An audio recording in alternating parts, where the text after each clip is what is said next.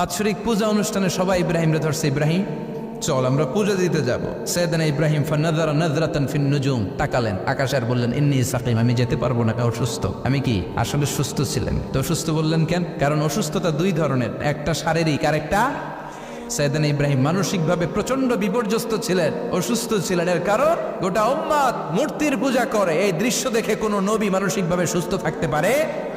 উনি বললেন আমি অসুস্থ, তোমরা যাও। সবাই বলল ঠিক আছে আমরা যাই। ইব্রাহিম তুই আমাদের ঘরের মূর্তিগুলারে পাহারা দে। মূর্তি পাহারা দেওয়ার জন্য কারে পাওয়া গেছে? সাইয়েদনা ইব্রাহিম কয় ঠিক আছে আজকে পাহারা দিমু, জম্মের পাহারা, যা তোরা দিতাছি, পাহারা দিতেছি যা। এইবার সাইয়েদনা ইব্রাহিম মূর্তির ঘরে ঢুকলেন, দেখেন কি সুন্দর কথোপকথন আল্লাহ তুলে ধরলেন। আল্লাহু আকবার। মূর্তির ঘরে, দেবীর ঘরে ঢুকে উনি ঘুরে ঘুরে তাকায়, দেখে একটা এমনি আর একটা ব্যাগ করে 14-15টা হাত নিয়ে তাকায় আছে। উনি সবগুলোর সামনে এভাবে তাকায় আছে, দেখে এক একটা এক চেহারা, একটা হাতির গণেশ স্টাইলের, আরেকটা এরকম, আরেকটা নারীর, আরেকটা বাঘের, আরেকটা তলোয়ার নিয়ে আইতাছি কোপায় ফেলানো আছে না নাই, সবগুলোর সামনে যায়। যে দেখে আর অবাক হয় কত ধরনের খোদার কাছে এরা কত কিছু চায়। আর যে দেখে প্রত্যেকটার সামনে ডেজার্টস আইটেম, মিষ্টান্ন, এক একটার সামনে রসমলাই, এক একটার সামনে কালো জাম, লাল জাম, রসগোল্লা, চামচাম, দুধ মালাই, মালাই চপ আছে না নাই, যে ব্যাপারই চলে আসছে নাকি। তো সাইয়েদনা ইব্রাহিম অবাক, কিরে এত মূর্তি, এত ডিজাইন, এত ভাবে আর অঙ্গভঙ্গি করে আছে, এত খাবার দেয়া, খায় না কেন? সাইয়েদনা ইব্রাহিম ভাবলেন মনে হয় নাগাল পাই না, আমি একটু তুল্লা ধরি। উনি রসমলাইয়ের বাটিটা নিয়ে যেটা হা করে আছে ওইটার সামনে যায়, কয় খা। কি কয়? বানাই কইতেছি মনে হয়। ফারাগা ইলা আলিহাতিহিম, মূর্তিগুলোর কাছে গেলেন। ফাকালা আলা তাকুলুন, খাবি না? খাবি না দাদা, আমি কিছু খা, কোরআন থেকে বলছে, ঠিক কি না? উনি ভাবলেন ওরা হয়তো খেতে পারে না, নাগাল পাচ্ছে না, কিংবা আমারে দেখে লজ্জা পাচ্ছে। নিচ থেকে রসমলাইয়ের বাটি তুলে ধরলেন, উনি বললেন খা, আর ওগুলা কয় হা হা করে রয়েছে, নড়েও না সরেও না। উনি মুখের সামনে তুলে ধরে বললেন আলা তাকুলুন, খা। সবগুলার সামনে গেলেন, খা খা, কেউ খায় না, ওগুলো হা করে আছে। সাইয়েদনা ইব্রাহিম বললেন খা, কেউ কথা কয় না। উনি বললেন খাবি না কেন? তাইলে কথা ক। এই যে কষ্ট করে উড়াইলি, মুখের সামনে দিলাম, খাবি না কেন? কথা বল। আলা তাকুলুন, খাবি না কেন? কথা বল। মা লাকুম লা তাতাকাল্লামুন, খাবি না কেন? মা লাকুম লা তানতিকুন, হয় খা নাই কথা ক। বলতেই লাগলেন খা খা, প্রত্যেকটা মূর্তির সামনে গেলেন, খা, ওগুলো করে আছে কোনো কথা কয় না। কয় কেন খাবি না? তাইলে কথা ক। খায়ও না, কথাও কয় না। আপনার ছেলে বায়না ধরছে, আব্বা চানাচুর খাও। কি খাম? চানাচুর কিনে দিলেন, এই নে চানাচুর। এখন চানাচুর খায় না। কিরে বাপ খাবি না কেন? কথাও কয় না, খায়ও না, কথাও কয় না। এখন বাকি আছে কোনটা? কথা কর। ফারাগা আলাইহিম দারবাম বিল ইয়ামিন, ডান হাতে কুপানো শুরু করলেন, ইচ্ছে মতো খুশি কিল মারতে মারতে মূর্তিগুলার সাইজ। ফারাগা আলাইহিম দারবাম বিল ইয়ামিন, এক একটা নবীর হাতে জান্নাতি শক্তি দিয়েছে কে? খা নাইলে কথা ক। খায় না, কথাও কয় না, বাকি আছে মায়ের। মারতে শুরু করলেন, মারতে মারতে সব শেষ। তারপরে খুঁজে পেলেন একটা কুড়াল। কি পেলেন? কুড়াল দিয়ে মারতে আরো সুবিধা, খালি এটারে এভাবে মারে, ওইভাবে মারে। মারতে মারতে যতগুলো মূর্তি ছিল সবগুলো মেরে বড় মূর্তিটার গায়ে মারতে যাবে, in the meantime stop, কয় না এটারে মারো না। ফাজআলাহুম জুদাদান, সবগুলার টুকরা টুকরা, ইল্লা কাবীর আল্লাহুম, 12টা ছাড়া ওইটারে রেখে দিলেন। আর বুদ্ধি করে কুড়ালটারে 12টার কান্দে ঝুলাইয়া দিলেন, বড় মূর্তিটার কাঁধের মধ্যে ঝুলাই দিলেন। ঘটনাটা সুন্দর হয়েছে না? এখন কেমন যেন মনে হয় এটা কুপাইয়া দাঁড়া রয়েছে বাবার বেটার মতো। বড় পূজার শেষ, পূজার দিনক্ষণ শেষ। বিকেল বেলা পূজা মণ্ডপ থেকে সব এসে দেখে সর্বনাশ। পাহারাদার ইব্রাহিম কই? আনতা ফাআলতা হাযা বিআলিহাতিনা ইয়া ইব্রাহিম। ইব্রাহিম সর্বনাশ কে কইছে? তুই কইছত নি? কই আইনো বড়টাই কইছে, ওইটারে জিজ্ঞেস করো। বল ফাআলাহু কাবীরুহুম হাযা ফাসআলুহুম ইন কানু ইয়ানতিকুন, কোরআন থেকে বলছে, আমি করি নাই। ওই দেখ কুড়ালটা কার কান্দে? বড়টার কান্দে, ওইটারে জিজ্ঞা। সবাই কই খাইছে। সবাই বলে ইব্রাহিম তুমি কি জানো না এগুলো কথা বলে না? সাইয়েদনা ইব্রাহিম বলে যে এটা কথা কয় না, ওইটার পূজা করস কেন? যেটা কথা বলে না, যেটা নিজেরাই নিজেদেরকে মায়ের থেকে বাঁচাতে পারে না, নিজেরাই নিজেদেরকে রক্ষা করতে পারে না, তোরে কিভাবে রক্ষা করবে? এগুলোর পূজা কেন করিস? ফাবুহিতাল্লাযী কাফার, কারো কোনো জবাব নাই, লাজবাব। সবাইকে ইব্রাহিম তুই বড্ড বেড়ে গিয়েছিস, তোরে নমরুদের কাছে নেওয়া হবে, রশি দিয়ে পেঁচিয়ে নমরুদের কাছে নেওয়া হবে। নমরুদের নাম শুনছেন? শোনেন নাই বোধহয়, শোনেন নাই? পৃথিবীতে 4 জন বাদশা ছিল, যারা গোটা বিশ্বের বাদশা, গোটা বিশ্বের। 2 জন কাফের, 2 জন মুমিন। মুসলমানের একজন হচ্ছে জুলকারনাইন, আরেকজন হচ্ছে সাইয়েদনা সুলাইমান। কাফেরের একজন হচ্ছে বাখতানাসার, আরেকজন হচ্ছে নমরুদ। এই নমরুদের কাছে নিয়ে যাওয়া হলো রশি দিয়ে বেঁধে। এবার নমরুদের সাথে কি ডায়ালগ মারছে এটা তো আর কোরআনে নাই, কথা গো। এটাও আছে। নমরুদ বলে, ইব্রাহিম শুনলাম তুমি নাকি আমাদের খোদাগুলোরে মারছো, তুমি নাকি কোন আল্লাহর ইবাদত করো, তুমি নাকি কোন নতুন রবের তথ্য নিয়ে আমাদের বাবেল নগরীতে আগমন করেছো। আমি ছাড়া কোনো খোদা আছে বলে তো আমি শুনি নাই, এই বাবেল নগরীতে আমি ছাড়া কোনো খোদা আছে আজকে নতুন শুনলাম। কে তোমার খোদা, কি তার পাওয়ার? এবার ডায়ালগ মারা শুরু করলেন সাইয়েদনা ইব্রাহিম। সাইয়েদনা ইব্রাহিম বললেন, রব্বি আল্লাযী ইউফই ওয়া ইউমীত, আমার রব এমন রব যিনি জীবন দেয় আবার মরণও দেয়। নমরুদ বলে, তাই তোমার আল্লাহ জীবন দেয় মরণ দেয়? আনা উহয়ী ওয়া উমীত। এবার নমরুদ ডায়ালগ মারতেছে, আনা উহয়ী ওয়া উমীত, আমিও তো জীবন দেই আমিও তো মরণ দেই। সাইয়েদনা ইব্রাহিম বললেন, তুমিও যদি আমার আল্লাহর মতো জীবন দাও মরণ দাও তাইলে দেখাও। নমরুদ জেলখানা থেকে দুইজন ফাঁসির আসামিকে ধরে এনে একটা ধারালো ছুরি নিয়ে প্রথম আসামির পেটের ভিতরে ধা করে ছুরিটা ভরে দিয়েছে। ফিনকি দিয়ে রক্ত ছুটলো, লোকটা ছটফট ছটফট ছটফট করতে করতে দুনিয়া থেকে বিদায়।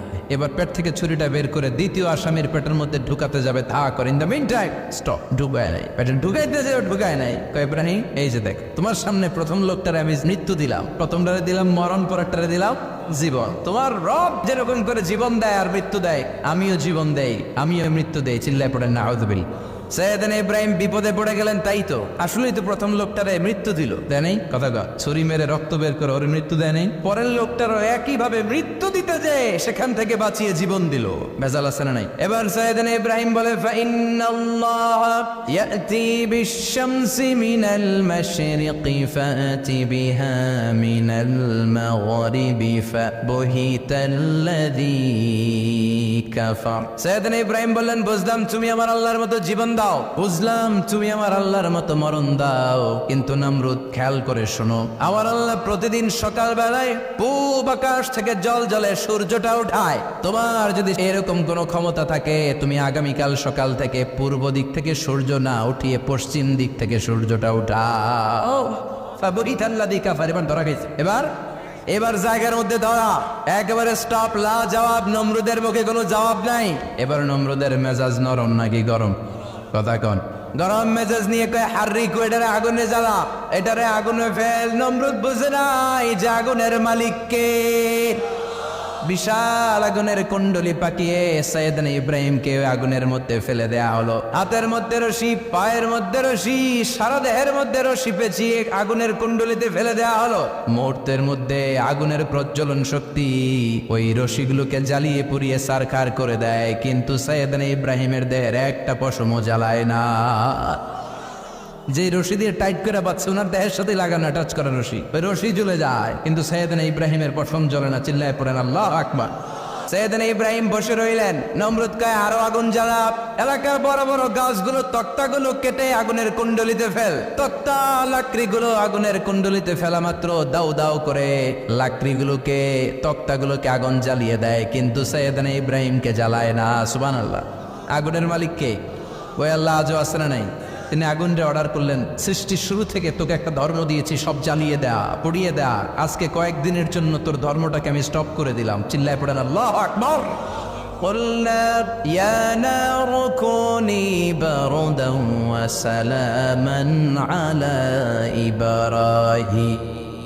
আল্লাহ বললেন, আগুন খবরদার, আমার ইব্রাহিমের গায়ের যেন পশম না পড়ে যায়, কারণ ইব্রাহিমের সন্তান হবে ইসমাইল, আর ওই ইসমাইলের বংশে আমি পাঠাবো আখিরি জামানার পয়গাম্বর। ইব্রাহিমের যেন কিছু না হয়, কোন ইবারদা, ঠান্ডা হয়ে যা, কি হয়ে যা, কিন্তু এত বেশি ঠান্ডা পাবি না যাতে ইব্রাহিমের সর্দি না লেগে যায়। সুবহানাল্লাহ। আগুন বলে, আপনি বললেন কোন ইবারদা, ঠান্ডা হ, আবার কোন এত ঠান্ডা হবি না যাতে সর্দি না লাগে, কেমন ঠান্ডা হবো? আল্লাহ বললেন, সালামান আলা ইব্রাহিম, সালাম হয়ে যা, শান্তির গুলবাগিচা হয়ে যা, এয়ার কন্ডিশন নাতিশীতোষ্ণ হয়ে যা। চিল্লায় পড়েন আল্লাহু আকবার। 40 দিন ছিলেন এই আগুনের কুণ্ডলিতে, কিচ্ছু হয় নাই। সুবহানাল্লাহ পড়বেন না? শেষ জীবনে উনি ওনার নাতিপুতিদের সাথে গল্পের সময় বলতেন যে আমার জীবনে সবচেয়ে আরামদায়ক সময় কাটিয়েছি আমি ইব্রাহিমের আগুনের, নমরুদের আগুনের কুণ্ডলির ভেতরে থেকে। চিল্লায় এখন সুবহানাল্লাহ। তার মানে পুরো আগুনের কুণ্ডলির গোলবাগিচা বানিয়ে দিয়েছে কে? ওনার জীবনের শ্রেষ্ঠ সময় নাকি এটা, সবচেয়ে আরামসে নাকি কাটিয়েছে এই আগুনের কুণ্ডলির ভেতরে। চিল্লায় পড়েন আল্লাহু আকবার। এবার আল্লাহ ডেকে বলেন, নমরুদ অনেক হয়েছে, আর না, অনেক চান্স তোমারে দিছি, আমি অনেক ছাড় দিছি, মাগার ছেড়ে দিব না। আল্লাহ কি দেয়? ছাড় দেয়, ছেড়ে দেয় না। মনে থাকবে, আল্লাহ বলে, তোরে মারতে আমার কামান লাগবে না, গোলা লাগবে না, ফেরেশতা লাগবে না, তলোয়ার লাগবে না, নমরুদ তোরে মারবো আমি ল্যাংড়া মশা দিয়া। ফারসালাল্লাহু তাআলা বাউদা, আল বাউদাতু জুনদুম মিন জুনুদিল্লাহ। এই মশাগুলো আল্লাহর সৈনিক। কথা কন, এই মাছিগুলো আল্লাহর সৈনিক, এই সাপ আর ব্যাঙগুলো আল্লাহর সৈনিক, এই বাতাস আল্লাহর সৈনিক, এই মাটি আল্লাহর সৈনিক। মাটি যদি কাঁপাকাঁপি শুরু করে বসে থাকা যাবে? কথা কন, ভূমিকম্প হইলে সব দৌড়াদৌড়ি আছে না নাই? আগুন লাগলে দুর্ঘটনা আছে না নাই? বাতাস যদি 70 থেকে 80 কিলোমিটার বেগে ছুটে আসে দুর্ঘটনা আছে না নাই? ফারসালাল্লাহু বাউদা, আল্লাহ একটা ল্যাংড়া মশা পাঠালেন। এই ল্যাংড়া মশা নাকের ভেতর দিয়ে ঢুকে মস্তিষ্কের মাঝখানে যে কামড়াতে শুরু করেছে। মশার কেমন খাইছেন না আপনারা? শীতকালে যখন আমরা কম্বল মোড়া দিয়ে ঘুমাই, কানের সামনে নমরুদরে পূজা করতো আর বলতো নমরুদ সবচেয়ে বড় খোদা, নমরুদ সবচেয়ে। এখন খোদা কি করে? ড্যান্স দেয়, চিল্লা। এখন কি দেয়? এবার নমরুদ বাঁচার জন্য মাথার মধ্যে আঘাত করে, কিন্তু মশা বের হয় না। চিল্লায় আওয়াজ করে উত্তরে বলেন, মশা ঢুকছে কার অর্ডারে? এই মশা বেরোবেও কার অর্ডারে? মাথার মধ্যে আঘাত করে, খুশি মারে, কিল মারে, কিন্তু মশা বের হয় না। এবার আশেপাশের যারা আছে খাদেম খুদ্দাম কয় তোরাও খুশি মার। খাদেম খুদ্দাম মনে মনে কয় আজীবন অনেক মারছস, আজকে আমরা মারুক।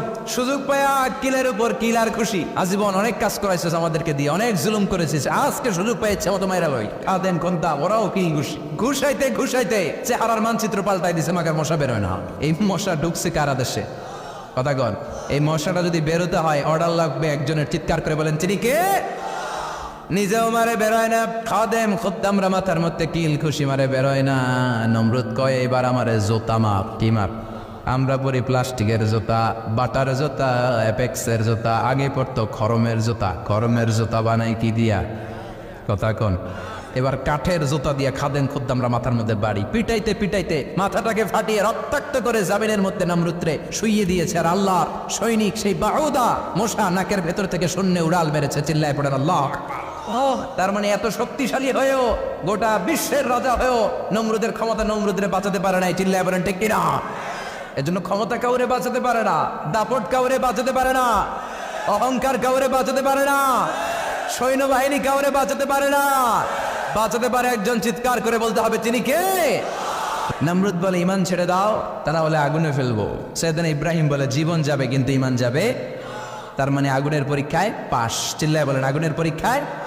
পরীক্ষা নাম্বার 2, একটার পর একটা পরীক্ষা দিতে আল্লাহ শুরু করলেন। আল্লাহ বললেন, ইব্রাহিম যাও, কলিজার টুকরা সন্তানকে আর হাজারকে, আমরা ওনারা ডাকি বিবি হাজারা, আমরা কি ডাকি বাংলাদেশে? আসলে নাম কি? হাজার। যাও তোমার স্ত্রী হাজারকে আর ইব্রাহিমকে মক্কার ধুধু প্রান্তরে ফেলে দিয়ে আস। ওখানে মানুষ নাই, প্রাণী নাই, জনমানব শূন্য। দেখি আমার কদ্দুর ভালোবাসো। বলতে দেরি, 2 শব্দ নয়, মরুভূমিতে ফেলে দিয়ে আসলেন।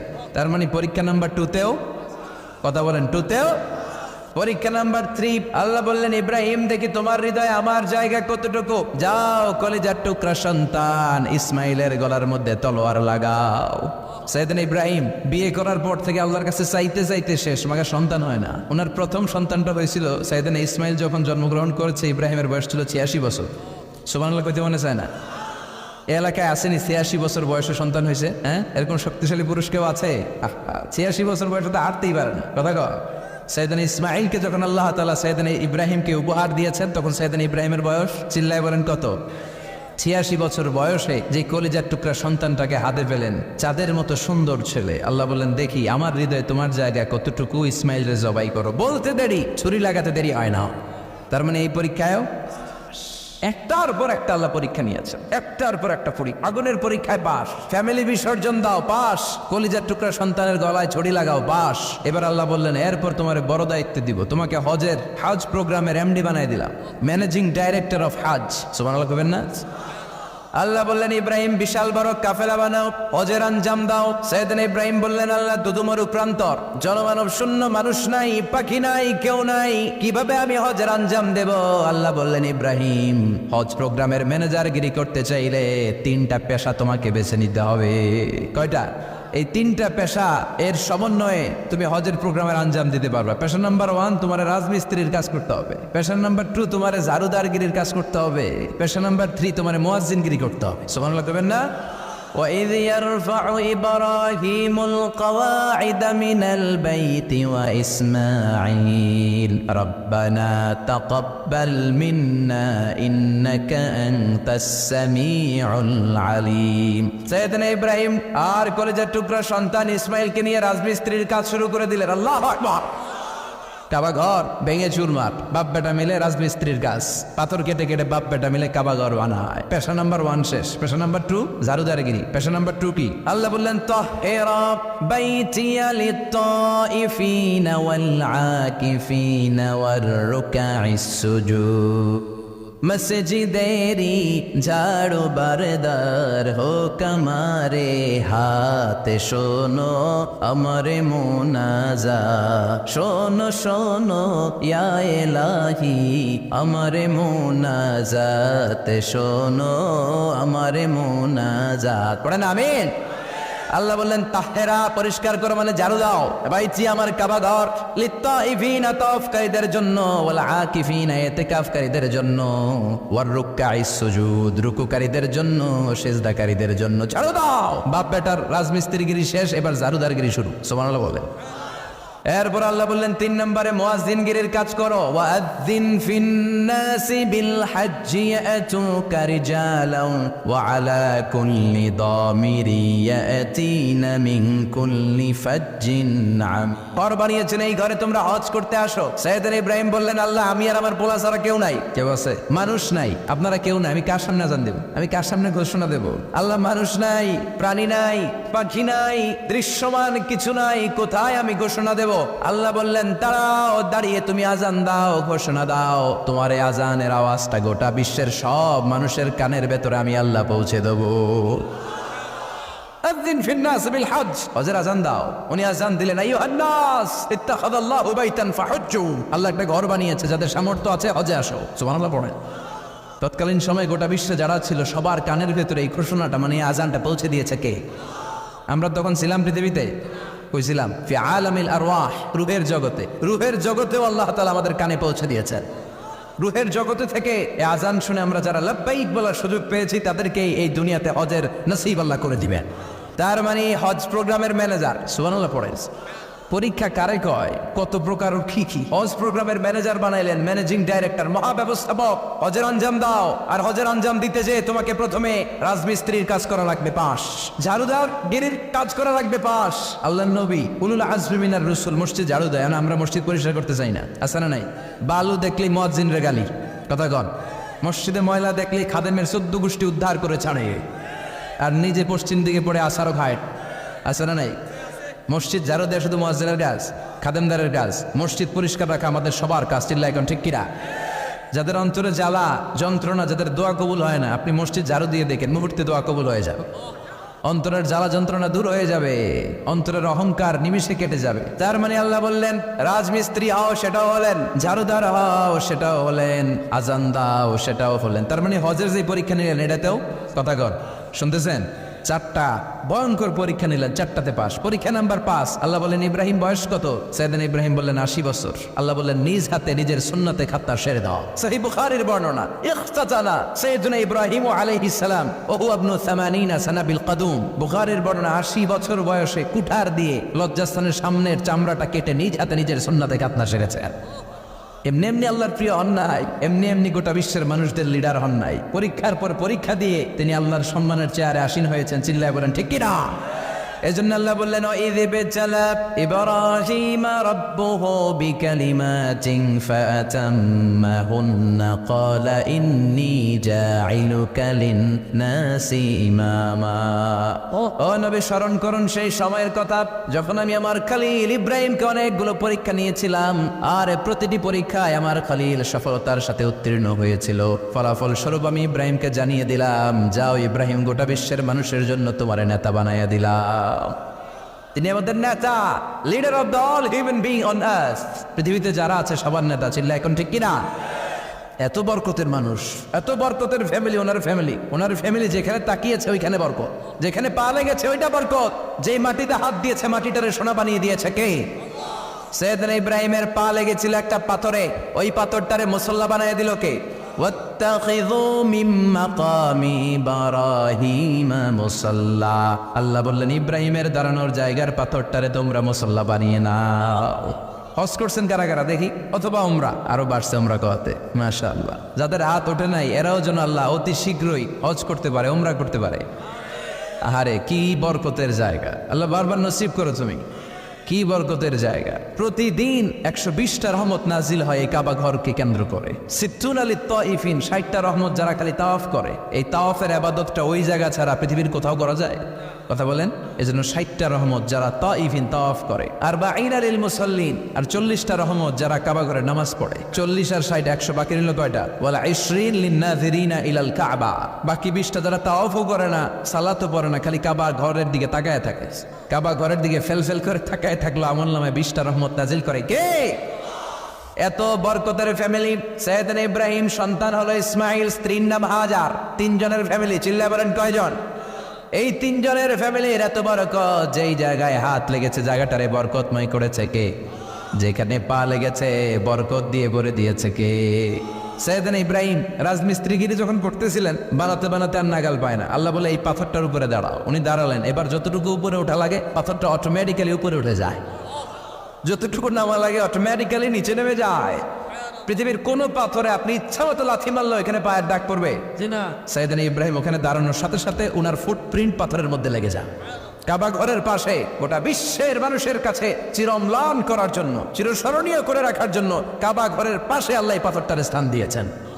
মাকাম ইব্রাহিম। বিশ্বনবী তাওয়াফ করার পরেই ওই জায়গায় 2 রাকাত নামাজ পড়তেন। আপনারাও যারা হজ উমরা করবেন, তাওয়াফ করার পরেই মাকাম ইব্রাহিমে 2 রাকাত সালাত পড়া সুন্নাত। তার মানে পা লাগছে, ওইটা হয়ে গেছে আমগো মুসাল্লা। সাইয়েদনা ইব্রাহিমের পা যেখানে লাগছে ওইটা আমাদের কি? সুবহানাল্লাহ কইবেন না? আর ওনার ছেলের পা যে জায়গায় লাগছে ওটা হয়ে গেছে জমজমের কুয়া।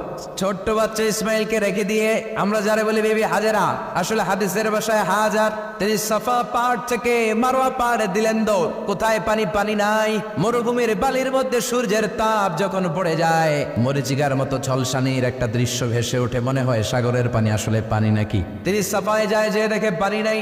মারওয়াতে যায়, যে দেখে পানি নাই। পানির সন্ধানে হাজার আলাইহিস সালাম 7 বার 2 পাহাড়ের মাঝখানে দৌড়াদৌড়ি করলেন। ওই পাহাড়ের মাঝখানে এই মহিলার পায়ের ছাপ লেগে গেল। এই দৌড়াদৌড়িটা আরশের উপর থেকে আল্লাহ এত সুন্দর উপভোগ করেছেন। আল্লাহর কাছে এই মহিলার দৌড়াদৌড়িটা এত ভালো লেগেছে, কিয়ামত পর্যন্ত সব হাজিদের জন্য এই জায়গায় দৌড়াদৌড়িটা আল্লাহ ওয়াজিব করে দিয়েছে। এই জায়গায় দৌড়াদৌড়ি না করলে হজ হবে না, উমরা হবে না। এই দৌড়াদৌড়িটা, মহিলাটার স্যাক্রিফাইস, হৃদয়ের আবেগ আর ভালোবাসাটা আল্লাহর কাছে এত পছন্দনীয় হয়েছে, কিয়ামত পর্যন্ত আল্লাহ চান সবাই দৌড়াবে, আমি উপর থেকে দেখবো।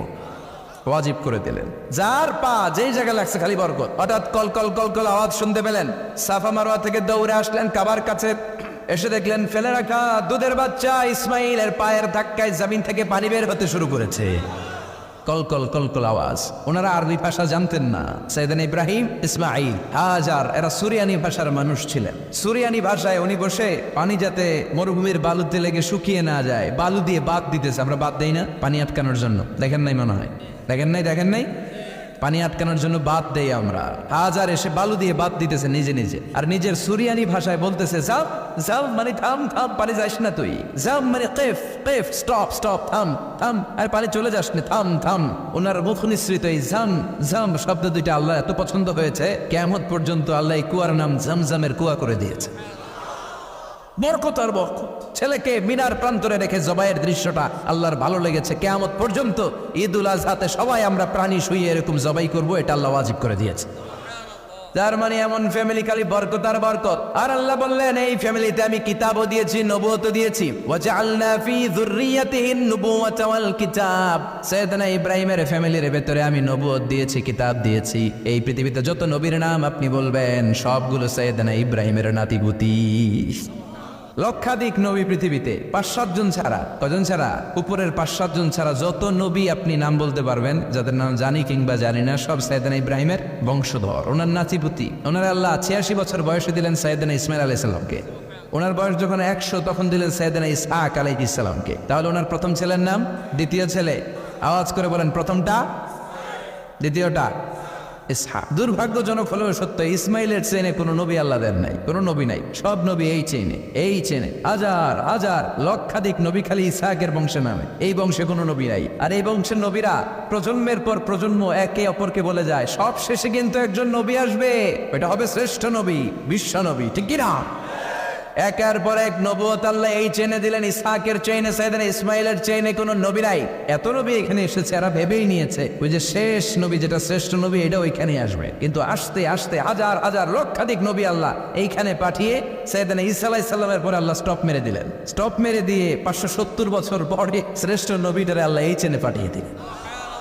এজন্য আমরা হচ্ছি বানি ইসমাইল। আমরা কি? বিশ্বনবী হচ্ছেন বানি ইসমাইল, বিশ্বনবী কি? আর এরা হচ্ছেন বানি Israil. Changing the leadership from বানি ইসরাইল টু বানি ইসমাইল। এজন্য অহংকারীদের পরিণাম শুভ হয় না।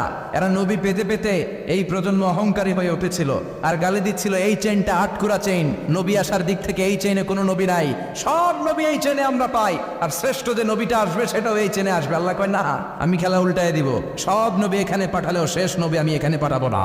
শেষ নবী আল্লাহ তাআলা সাইয়েদনা ইসমাইলের চেইনে পাঠিয়ে দিয়েছেন। চিৎকার করে পড়েন আল্লাহু আকবার। এজন্য সাইয়েদনা ইব্রাহিমের জীবনী থেকে কি কি শিক্ষা গুনতে শুরু করেন? নাম্বার 1, আল জিহাদু দিদ্দা শিরক। ওনার জীবন থেকে প্রথম শিক্ষা হচ্ছে শিরকের বিরুদ্ধে জিহাদ। মুমিনের জীবনে জিহাদ চলবে কিসের বিরুদ্ধে? উনি মূর্তির সাথে আপোষ করে নাই, গাছের সাথে আপোষ করে নাই, মাছের সাথে আপোষ করে নাই, ধ্রুবতারা, চাঁদ, সূর্যের সাথে আপোষ করে নাই। উনি এক আল্লাহকে খুঁজে পেয়েছে। চিল্লায় বলেন ঠিক কিনা?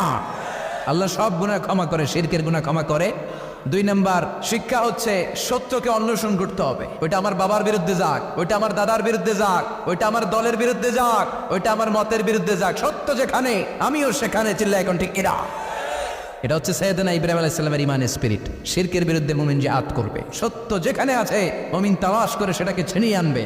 সাইয়েদনা ইব্রাহিমের জীবনী থেকে 3 নাম্বার শিক্ষা হচ্ছে ভিশনারি অ্যাটিটিউডের হতে হবে মুমিনের। আমরা খালি 10 বছরের হিসাব করি, 20 বছর, 50 বছর। ইহুদিরা হিসাব করে 200 বছরের। কোনো কাজ করার আগে 200 বছর পরে কি হইতে পারে ওইটা হিসাব করে। সাইয়েদনা ইব্রাহিম এরকম ভিশনারি ছিলেন। এই জন্য দোয়া করেছেন রব্বানা ওয়াবআস ফীহিম রাসূলা। আল্লাহ যদিও ধুধু প্রান্তর জনমানব এইন একটা এলাকা, আপনি এলাকায় এমন একজন নবী পাঠায়েন যেই নবীর আঁচলের নিচে গোটা বিশ্বটা একত্রিত হয়ে যাবে। কবুল করলেন কে? কি ভিশন দেখছেন, কি ভিশনারি অ্যাটিটিউড। তিনি তখন থেকেই বিশ্বনবীকে দেখতে পেয়েছিলেন। এজন্য ভিশনারি অ্যাটিটিউডের হন, স্বপ্নবাজ হন। স্বপ্ন সেটা না যেটা মানুষ ঘুমিয়ে ঘুমিয়ে দেখে, স্বপ্ন সেটা যেটা অর্জনের আকাঙ্ক্ষা মানুষকে ঘুমাতে দেয় না। এটা ছিলেন সাইয়েদনা ইব্রাহিম, ভিশনারি অ্যাটিটিউডের ছিলেন। 4 নাম্বার শিক্ষা যোগ্য প্রজন্ম তৈরি করে যাওয়া। উনি কি প্রজন্ম তৈরি করছে দেখেন। প্রথম ছেলে ইসমাইল, দ্বিতীয় ছেলে ইসহাক। ইসহাকের চ্যানেলে বনি ইসরাইলের সব নবীরা আসলো, আর এই চ্যানেলে বিশ্ব নবী আসলো। তার মানে বাপকা বেটা সিপাহিকা ঘোড়া। প্রজন্ম তৈরির দরকার আছে না নাই? শিরকের বিরুদ্ধে লড়াইয়ের দরকার আছে না নাই? আর নবীদেরকে মডেল হিসেবে মানার দরকার আছে না নাই? আমাদের মডেল কি কবিরা না নবীরা? নায়করা না নবীরা? নেতা নেত্রীরা না নবীরা? আমরা যেন নবীদেরকে মডেল হিসেবে মেনে জান্নাতে উপযুক্ত হতে পারি। আল্লাহ